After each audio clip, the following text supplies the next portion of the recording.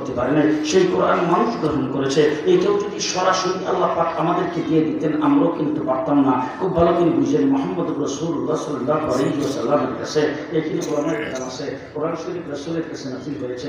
আমাদের আয়েশা সিদ্দিকা বলেন, হুজুরের কাছে উঠি নাযিল হতো, প্রচন্ড শীতের ভিতরে হাড় কাঁপানো শীত, আমরা কম্বলের নিচে থাকতে পারতাম না, এরকম হাড় কাঁপানো শীত। এই অবস্থায় রাসূলের কাছে কোরআন নাযিল হয়েছে। ওই সময় আমি তাকে দেখেছি হুজুরের প্রত্যেকটি পশমের গোড়া দিয়া ঘাম বের হইতেছে। মুহাম্মদ রাসূলুল্লাহ সাল্লাল্লাহু আলাইহি ওয়াসাল্লামের কাছে কোরআন নাযিল হয়েছে। রাসূল তাহিয়াতুল কালবির কোরআনের উপর শোয়া, হুজুর আকরাম সাল্লাল্লাহু আলাইহি ওয়াসাল্লামের কাছে কোরআন নাযিল হয়েছে। সাহাবী বলেন, এমন অবস্থার সৃষ্টি হয়েছে আমার মনে হয়েছে যে আমার উরাতের হাড় গুড় ভেঙে মাটির নিচে চলে যাচ্ছে। আল্লাহর নবী উটের উপর শোয়া, কোরআন নাযিল হয়েছে, উট মাটিতে বসে গেছে। মুহাম্মদ রাসূলুল্লাহ সাল্লাল্লাহু আলাইহি ওয়াসাল্লামের কাছে যখন কোরআন নাযিল হতো, কোরআন নাযিলের পরে তখন হুজুর দীর্ঘ শ্বাস টান দিতেন, এমন ভাবে হুজুর ক্লান্ত পরিশ্রান্ত হয়ে যেতেন। তাই কোরআনের ওজন রাসূল সাল্লাল্লাহু আলাইহি ওয়াসাল্লাম নিজে বহন করেছেন। বহন করার পরে আল্লাহ পাকের কোরআন রাসূলের সিনার ভিতরে সর্বপ্রথম রাসূল গ্রহণ করেছেন।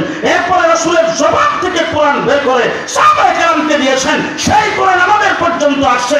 এখন শুধু একটা বাচ্চা কোরআনে হাফেজ 30 পারা কোরআন তার দেহের ভিতরে নিয়ে রাস্তা দিয়ে ঘুরে, তার কিছুই হয় না।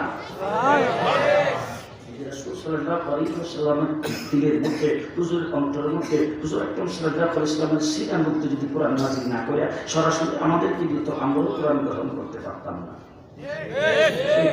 আল্লাহ পাকের কালাম, আল্লাহ যেমন মহান, কোরআনে আল্লাহ পাকের কালামও যে মহান। আল্লাহ পাকের কালাম কোরআন, আল্লাহ মহান, আল্লাহ আজিম, কোরআন আজিম। মুহাম্মদ রাসূলুল্লাহ সাল্লাল্লাহু আলাইহি ওয়াসাল্লামকে আল্লাহ পাক নির্বাচন করেছেন নবীদের উদ্দেশ্যে কোরআন দেওয়ার জন্য। হুজুর আকরাম সাল্লাল্লাহু আলাইহি ওয়াসাল্লাম আজিম, আল্লাহ বড়, নবীও বড়, বড় কোরআন বড়, বড় বড় আল্লাহ, আল্লাহ বড়, তার কালামও বড়। সেই বড় কালাম আল্লাহ পাক নাযিল করেছেন মুহাম্মদ রাসূলুল্লাহ সাল্লাল্লাহু আলাইহি ওয়াসাল্লামের কাছে। সেই কোরআন বহন করেছেন জিবরাইল আমিন, তিনিও সকল ফেরেশতাদের মধ্যে বড়। আজিম আল্লাহ, আজিম কোরআন, আজিম ফেরেশতার মাধ্যমে আজিম নবীর কাছে নাযিল করেছেন।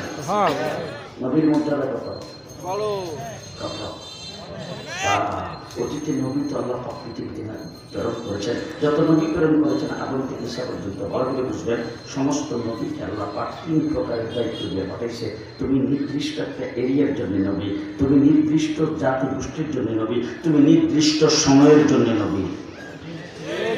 খুব ভালো করে বুঝবেন, খুব ভালো করে বুঝবেন। আমাদের দেশের গ্রামে গঞ্জে দোকান পাটে এখন শপিং যদি আপনারা কোনো জিনিসপত্র কিনতে যান, সেখানে প্রত্যেকটা জিনিসের মধ্যে ডেট আছে না? আছে। চিপসের প্যাকেট কিনবেন, সেখানে ডেট আছে। তেলের বোতলের মধ্যে ডেট আছে, আটার প্যাকেটের মধ্যে ডেট আছে, চাউলের প্যাকেটের মধ্যে ডেট আছে, বিস্কুটের প্যাকেটের মধ্যে ডেট আছে, দুধের প্যাকেটের মধ্যে ডেট আছে। প্রত্যেকটা জিনিসের মধ্যে ডেট আছে না নাই? আছে। যেটা ডেট ফেল সেটা কি চলে না? যদি কোনো দোকানদার সেটা বিক্রি করে তাহলে কি হয়? জরিমানা। ধরা খাবে কিনা, ধরা খাবে কিনা, মাল প্রয়োগ করবে কিনা, জরিমানা হবে কিনা? তাহলে ডেট ফেল আদম থেকে ঈসা আলাইহিস সালাম পর্যন্ত আল্লাহ পাক যত নবী প্রেরণ করেছেন, সমস্ত নবীকে নির্ধারিত ডেট দিয়ে প্রেরণ করেছেন। সমস্ত নবী দুনিয়া থেকে চলে গেছে, তাদের ডেট শেষ করার পরে আদম থেকে ঈসা পর্যন্ত সমস্ত নবীর ডেট ফেল।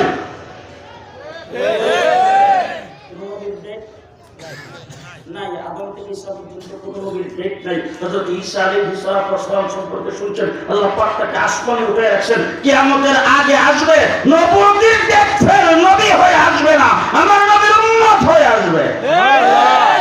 ঈসা আলাইহিস সালাম দুনিয়াতে আসবে, নামাজ পড়বে করে তো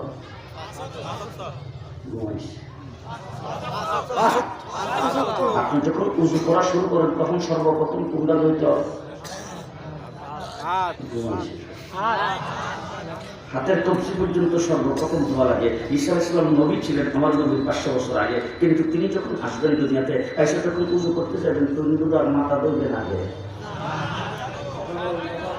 না, হাত ধুবে।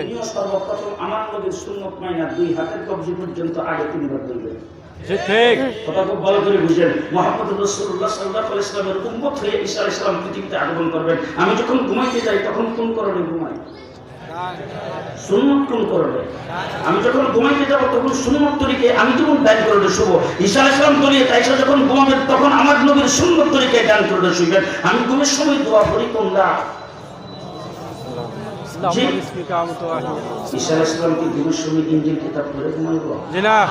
খুব ভালো করে বুঝেন, মুহাম্মদুর রাসূলুল্লাহ সাল্লাল্লাহু আলাইহি ওয়াসাল্লামের তরিকা অনুযায়ী খানা খাবেন। আমার রাসূল সাল্লাল্লাহু আলাইহি ওয়াসাল্লামের তরিকা অনুযায়ী ঈসা আলাইহিস সালাম যখন দুনিয়াতে ছিলেন তখন তিনি বিবাহ শাদী করেন নাই, কোনো সংসার পাতেন নাই। ঈসা আলাইহিস সালাম যখন দুনিয়াতে আসবেন, আয়েশা তখন আমার নবীর একজন উম্মতিকে বিয়ে করবেন। বিয়েটা রাসূল সাল্লাল্লাহু আলাইহি ওয়াসাল্লামের তরিকা অনুযায়ী হবে এবং তার সঙ্গে ঘর সংসার করবেন নবীর তরিকায়, সন্তানাদি হবে সেটাও নবীর তরিকা। ঠিক। তিনি পৃথিবীতে আসবেন কার উম্মত হইয়া? আমার নবী মুহাম্মদুর রাসূলুল্লাহ সাল্লাল্লাহু আলাইহি ওয়াসাল্লামের উম্মত হইয়া। তাইলে অতীতে যত নবী দুনিয়াতে গেছে সমস্ত নবীকে আল্লাহ পাক নির্ধারিত ডেট দিয়ে দুনিয়াতে পাঠাইছে। তুমি এতদিন পর্যন্ত নবী, যেমন দৃষ্টান্ত স্বরূপ হযরত নূহ আলাইহিস সালাতু ওয়াস সালাম 950 বছরের জন্য নবী। তাইলে হযরত ঈসা আলাইহিস সালাম থেকে শুরু করে আদম আলাইহিস সালাম পর্যন্ত এই 1,24,000 পয়গম্বর নির্ধারিত ডেটই আসছে, তারা দুনিয়া থেকে চলে গেছে, তাদের ডেট শেষ। বর্তমানে কোন নবীর নবুয়তি নাই।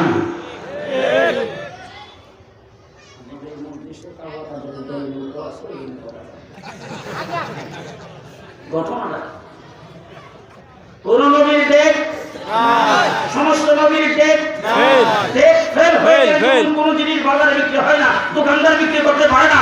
এজন্য অতীতে যত নবী পৃথিবীতে আগমন করেছেন কোন নবীর নবুয়তি এখন আর চলবে না। দাবি করে ঈসা আলাইহিস সালাম নবী, মুসা আলাইহিস সালামকে দাবি করে ইহুদিরা নবী, তাদের নবুয়তি চলবে না, তাদের কার্যক্রম চলতে পারে না, কারণ তাদের নবী যখন ডেট ফেল হয়ে দুনিয়া থেকে চলে গেছে, তাদের নবীর নবুয়তি শেষ, তাদের দিনও শেষ। মুহাম্মদুর রাসূলুল্লাহ সাল্লাল্লাহু আলাইহি ওয়াসাল্লামকে আল্লাহ পাক দুনিয়াতে প্রেরণ করেছেন। আপনারা বলেন তো হুজুর কতদিনের জন্য নবী? সারা জীবন। 2041। 2041 আমাদের বাংলাদেশের যে পেশিস সরকার, জালেম সরকার যে ক্ষমতায় আসছিল, ওই যে ভাগ্যাজি গেছে, ওই সরকার কিন্তু ঘোষণা দিয়েছিল ভিশন 41।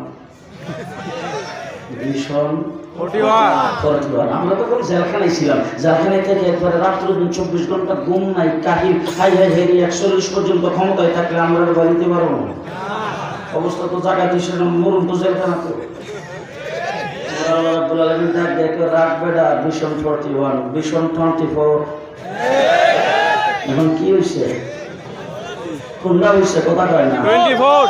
হ্যাঁ 24 ভিশন 24।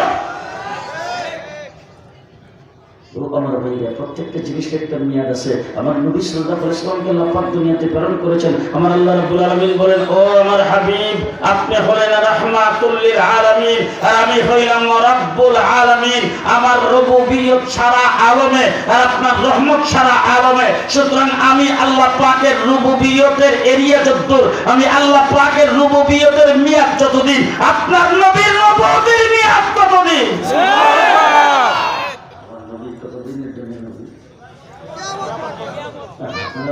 কিয়ামত পর্যন্ত নবী, কিয়ামতের পরে আর কিছু নাই তো আসে। কোন জায়গাটা? এই জায়গাটার নাম হাসর। হাসরের ময়দানে সর্বপ্রথম আমার নবী উঠবে। 1,24,000 পয়গম্বর, কোন নবীর মাতবরি থাকবে না, একমাত্র ঝান্ডা আমার নবীর হাতে থাকবে। আমার নবীর মাতবরি হাসরের ময়দানে চলবে। কোন নবীর মাতবরি নাই, সমস্ত নবী বলবেন নফসি নফসি নফসি নফসি, আমার কি উপায় হবে, আমার কি উপায় হবে। কোন নবী তার উম্মতের কথা স্মরণ করবেন না। এমনকি হযরত মূসা আলাইহিস সালাম বিবি আসিয়ার কথা মনে নাই, হযরত ঈসা আলাইহিস সালাম মা মারিয়ামের কথা মনে করবে না। নফসি নফসি, আজকের এই কঠিন দিনে আমার কি অবস্থা হবে, আমি কোথায় যাব, আল্লাহ আমাকে কোথায় ফেলবেন, আল্লাহ আমার প্রতি দয়া করবেন কিনা। আল্লাহ পাকের দয়ার জন্য নফসি নফসি সবাই বলতে থাকবে। আর আমার নবী সম্পর্কে হাদিসে পাকে রাসূল বর্ণনা করেছেন, সর্বপ্রথম আল্লাহ হযরত জিবরাইল আমিন হুজুর আকরাম সাল্লাল্লাহু আলাইহি ওয়াসাল্লামের রওজার উপরে হাসরের ময়দানে পর মারবেন। মারার সাথে সাথে রাসূল রওজা থেকে উঠবে, উঠে সুযোগ দেখবে গোটা হাসর